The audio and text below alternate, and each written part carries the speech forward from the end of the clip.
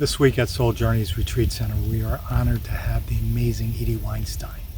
She's a writer, she's a therapist, she's a presenter, she's an interfaith minister, she's a channel of dreams, she's a facilitator of love.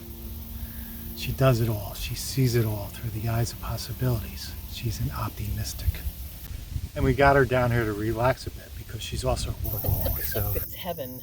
And Jeff and Donna cajoled me to come down here to veg, to relax, to just be. And that's something that it's hard to imagine, the idea that we have to learn how to be when we were just born being. But we unlearn it. So I'm relearning how to be. So thank you guys for the invitation and your gracious hospitality. And we're here on the deck, the dock, looking out at the beautiful water, and you might hear some fish jumping and some birds, and it's perfect. Edie, I mentioned that we brought you down here not just to relax, but also to relaunch yourself, to make sure you're aligned fully with your divine flow and your messaging. So let's talk about why you're here and what your messaging is. I've always believed that I landed on the planet this time around to be a communicator. My mother would say that I started talking at 6 months and never stopped. I don't know what my first words were, but I know that I was a quirky kid who thought outside the box. And I would often tell my parents that I was an alien baby left on their doorstep. And sometimes I think they believed me. Although my mother would say, "Nah, I know you're mine, I hatched you." And humor was abundant in our home, as was affection. So some of the work that I do is about connecting people heart to heart, because we are heart-centered beings. We're not just mind, we're body, mind, and spirit together. So I grew up in a home with lots of hugs and kisses. Nobody left the house without hearing or saying I love you. When we talked on the phone, there were always abundant I love yous, and it was meant. So I really believe that my parents trained me to do all the work that I'm doing, not knowing that they were doing that. So my purpose is to help people connect heart to heart, not just go head to head on things. And the ways that I do that are through speaking, as you mentioned, writing. Writing is something I can't not do. It's my lifeblood. So words flow easily when I'm writing. I don't have writer's block, I have writer's runs. I just can't stop. So Edie, do you have any type of practice? Many of us that are following this type of work find ourselves doing a daily meditation, yoga, some type of attunement to bring us into our higher powers. What do you do? First thing that I do when I wake up in the morning is I express gratitude for waking up, for all the blessings in my life. I set an intention every day, the same intention, to have amazing experiences and connect with extraordinary people. And I don't always know what that's going to look like. Some days I wake up and I write. Some days I wake up and I go to the gym, or I see my clients in my therapy practice, or I do promotion for other people or for work that I do. And throughout the day I express gratitude, and before I go to bed, same thing. And it works especially well when things don't feel so good. You guys have a gratitude journal in the room where I was staying, so I wrote a message today. And what I tell myself is that the gratitude is especially potent when I have what I call spiritual amnesia. And to me that means forgetting that everything is going to work out no matter what it looks like on the surface. So when I have that experience, I take a look at, okay, what's working in your life? What feels good? And what doesn't feel so good, I acknowledge it, because there's also a term that you may have heard called spiritual bypass. When something happens, you say, okay, I'm just going to give it up to God. It'll be okay. Don't worry about it. I don't have to do the work. But I do have to do the work. And some of the work means calling me on my own stuff. Taking a look at, in 12-step parlance, we talk about taking your own inventory. So I take my own inventory every day, and I ask myself, am I being true to my values? Am I being true to what I think I'm supposed to be doing? A message that I got from my parents that I mistranslated when I was a child. I always believed that they said, don't ever do anything we'd be ashamed of, as a way of setting my values in motion. It wasn't until my mother was on hospice in 2010 that we had another conversation about it. She says, oh no, we never said that. We said, don't ever do anything you would be ashamed of. So all along, I let my parents and everybody else, pretty much, be the barometer for my own values. Now at almost 61, I'll be 61 in a couple of weeks, I'm my own barometer, because I've got to live with me 24/7 for the rest of my life. And if I'm always worrying about what other people think, I'm going to be running all over the place. And I've done that. I'm a recovering codependent, caregiver, savior behavior, whatever you want to call it. And you mentioned workaholism early on. That was formulated because I thought I had to be all things to all people all the time. And I burn out. In 2014, I had a heart attack at age 55 on the way home from the gym, working out 5 or 6 days a week, working 12 to 14-hour days as a drug and alcohol counselor, and sleeping maybe 5 or 6 hours a night, burning the candle at both ends till there was no more wax left. I hit a wall. Not literally, but, physically. So your practice is just to get rid of all the clutter and tune in through the heart to yourself and everybody that's there. Yeah. I am definitely a communicator from the heart, of the heart.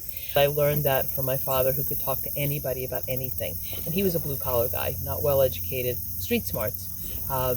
But he also spoke from the heart. So I inherited that from him. And from my mother, I inherited a sense of, for better or for worse, caregiving. My mother was the rock of the family. She was the one that took on everything, that could handle any crisis, and then she'd say, and then I'd fall apart. I never saw her fall apart. So I learned, again, from masters, how to be a good little codependent, how to be a people pleaser.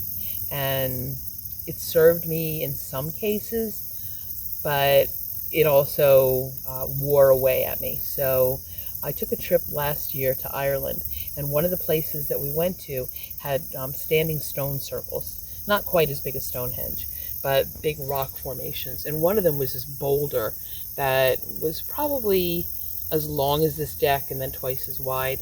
And it called to me, and I went over to it with 2 of the other women on the trip, and I called it the Mama Rock, because it reminded me of my mother, and it spoke to me, and it said, you don't have to carry anybody anymore. Give it to me. Turn it over to me. So all 3 of us gathered around and embraced the rock, and then we rolled over, turned over on our backs, and looked up at the sky, leaning into the rock. And I felt like I had I'm getting goosebumps as I'm saying this, and goosebumps are my truth barometer. Absolutely. I felt like I was pouring all of that, that exhaustion into the rock. Now 6 weeks earlier, before the trip, I had pneumonia. So the trip itself was a miracle, that I could walk, that I could breathe. And the rock both took the energy from, the exhausted energy from me, and gave me its, whatever you want to call it, its energy. So if we listen, nature speaks to us. Oh, absolutely. Yeah. And the whole thing about the practice, I'm saying, is that we're human, and we get into the whole structure of I got to do, and that puts us off our track of what we're really not told about is I got to be, I got to connect. It's not just to other humans, it's to nature. It's to, and so if you're out here, you're recharging yourself with earthly energy. If you're holding that beautiful rock, that's recharging you too. And the other part of it is that we're not just dependent on nature, it's dependent on us. So it appreciates our energy. There were a ton of studies about the effects of human thought on water. So when we bless the water, we're recharging it. Yesterday we were at the Chesapeake Bay, and I just kept watching the waves coming in and going out, and I just kept sending the energy out there, saying thank you, thank you, thank you. Because at this point in our world events, Mother Nature needs us as much as we need her. So I'm looking at this beautiful place. The sun has been up for a couple of hours probably, and you can see the fish jumping and birds. And a little earlier we heard there was a woodpecker giving us our wake-up call. So that's part of my practice too. My mother would always say when I was a little kid, when she didn't know where I was, she'd go down to this little pocket park in next to our library. And she said, I know you'd always be there communing with the fairies. So I was. So I'm communing with nature today. So we were talking earlier about all of your professions. So you're the Opti-Mystic, and you spread your mysticism and your love and everything through everything that you do. The thing with professions is that we're all taught that to be in society, you have to abide by these rules. You got to go to school for 12 to 20 years, and you have to learn how to do what other people want you to do, and then you got to do what they say to do. And so people say, okay, I got to do what somebody else wants me to do, so this is what I want to do, and this is close to what I want to do, so I have to do that. And a lot of people just jump into jobs that they're not really aligned to fully and make themselves fit into that job. Entrepreneurs, on the other side, say, this is who I am and this is what I want to create, and they create that. You live the entrepreneur life, but let's talk about where you're at in this point of your year as you turn 61. What are you looking to create, and what are you looking to put out there? Thank you. A little bit of background, though. I do have what I call the alphabet soup letters after my name. I went to undergrad with a degree in psychology, bachelor's degree, and I have a master's degree in social work. I'm a licensed social worker. So I have the credentials. I have the license that allows me to practice psychotherapy. And I remember in undergrad, I had a wonderful professor who said, and she had a PhD in psychology. She said a BS is bullshit, and a master's degree is more of same, and a PhD is pilot higher and deeper. But she was a remarkable teacher. She taught us how to meditate. And I remember one class, we were all lying on the floor, a carpeted floor with our heads in the middle. She had a boom box, and this was the 1970s, and she was playing the Moody Blues. I don't even remember what song it was, but that was a pivotal moment for me, was being in Vicki Morford's class, and I still remember her name, and she retired the year that I graduated. She was 65. So I thought, that's the kind of person I want to be, is somebody that can have the legitimacy and still color outside the lines, order off the menu, whatever you want to call it. So having those degrees and having that license allows me to teach social workers continuing education classes. I'm a lifelong learner. As part of a way of maintaining my license, I have to take 30 continuing education credits myself. So I'm broadening my horizons. And I don't do it just in a formal way, I do it in an informal way. Last night you introduced me to a movie called Crazy Wise, which I'd never heard of the movie before, but I was familiar with the concepts. So it's the idea that some of the psychological experiences we have are spiritually influenced. And what we might call crazy in my profession is people just thinking differently. Brains might be wired differently. They might be tapped into spirit in ways that some other people aren't. So as a responsible professional, I look at both angles. I look at people who are wounded in many cases because of childhood traumas or experiences that they've had since then. The ways that we look at life shape our reality. Whatever that is, we perceive through all of our senses. So one of the things that I teach people to do is to have full sensory experiences.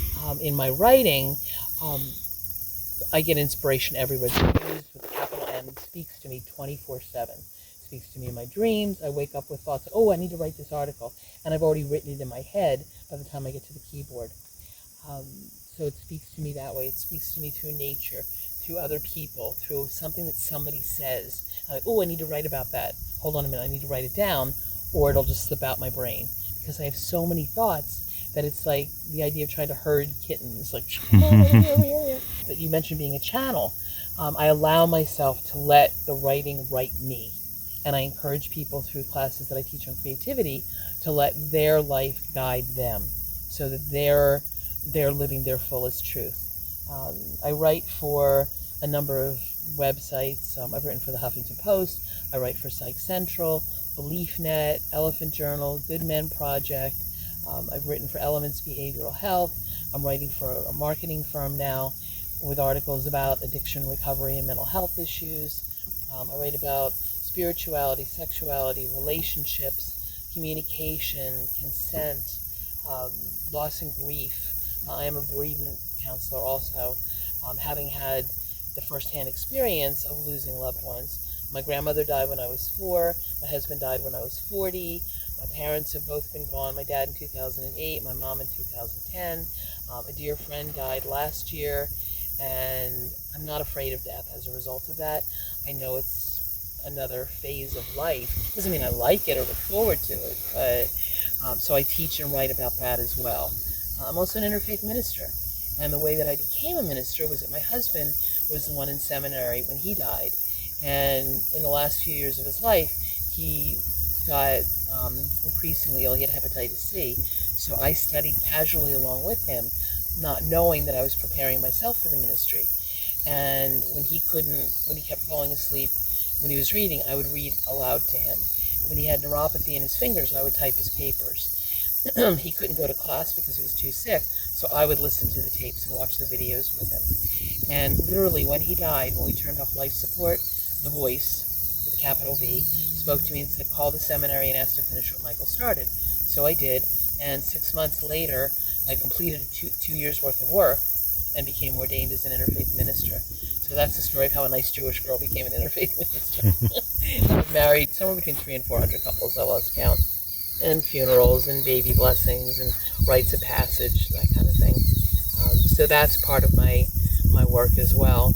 The other thing is this man in Australia, New Zealand, whatever, named Juan Mann, created the Free Hugs movement. And he had moved there from England, maybe, I'm not sure. And he was lonely and he was experiencing some loss. So he stood in a town square with a sign that said Free Hugs. And 20 minutes went by, nobody hugged him. They all walked past him. And then this one older woman came over to him. She reached up to him. He reached down to her. And a movement got started. So other people started seeing this and came up to him and hugged him. And in 2014, I took a group of friends, Valentine's Day weekend, to 30th Street Station, which is a big train station in Philadelphia. And I think there were 10 of us, dozen of us, and we did a Free Hugs flash mob, where at noon, we just dispersed throughout the station. One of our friends, Ron, sang the song, Give a Little Bit, give a little bit, give a little bit of your love to me. And we walked around hugging people by consent. We would ask them, would you like a hug? If they said yes, we'd hug them. If they said no, we'd say thank you and we'd move on. So one of the people that approached us for a hug was an Iraq war vet who was the only survivor of his platoon, and he had survivor's guilt, and he thought about ending his life. He said, until I met you people, can I join you? So of course, we cried and we gave him a sign and he was off to the races. And I thought, wow, we've really got something here. This saves lives. This is important work that we're doing. So friends started calling us hug mobsters, like flash mob, hug mob, and I thought, ooh, mobsters, mafia, guns, drugs, violence. I don't think so. It wasn't a fit for what we were doing. So I said, what about hug mobsters armed with love? So one of our friends is an artist. He created the logo, which is a little heart with little hands, and another friend commissioned signs for me for my 57th birthday, something like that. So I have these two big signs that say Hug Mobsters Armed with Love, and they've got a lot of road wear. One of them is ripped already. It's like a foam kind of thing, sign. And I don't know. So anyway, a few months after that, on my way home from the gym is when I had the heart attack. And as part of my cardiac rehab, I walked around the little town near where I lived, Doylestown, Pennsylvania, and I said, why don't I combine the hugging with the walking? Because hugs are cardiac friendly, they're heart friendly, emotionally heart friendly, and they connect people heart to heart. So I've done that in my town, in Philadelphia, in New York, in DC. I hugged in front of the White House a few weeks ago.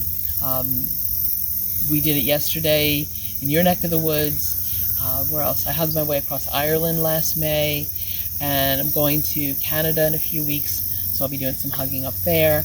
I've hugged thousands of people. I lost track. When I hug people, I don't know what their politics are. I don't know what their religion is, what their sexual orientation is, who they love, how they love. I just encourage people to love and to connect with each other heart to heart. So that's one of my passions and purposes, and I would love to do that full time.